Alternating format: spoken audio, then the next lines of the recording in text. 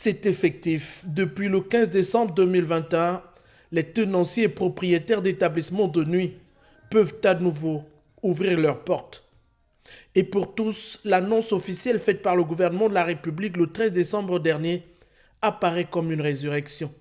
On revit. C'était 1 an et demi de longue durée, mais on revit. Très bonne décision. On est vraiment content, on est vraiment heureux. Et vraiment, on est conscient du risque sanitaire et on se bat pour respecter vraiment toutes les règles et toutes les normes. Merci beaucoup au gouvernement. Je pense que ça va apaiser un peu les cœurs et les humeurs des Gabonais.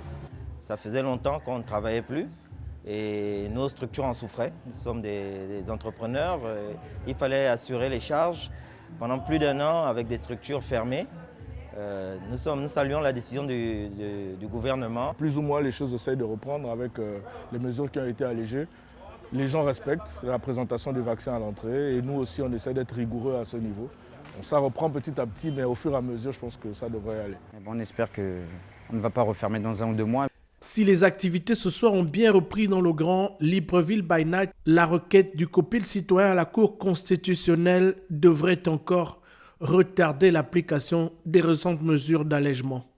Malheureusement, c'est nous qui vivons le même contexte de l'autre côté de la barrière depuis 18 mois. C'est quand même vachement compliqué. Parce qu'il faut quand même avouer que les choses ont été en sommeil pendant 2 ans et ça n'a pas été très facile. Loin de l'atmosphère joyeuse de ce vendredi soir, les Librevillois devraient encore prendre leur mal en patience et rester chez eux pour les fêtes de fin d'année.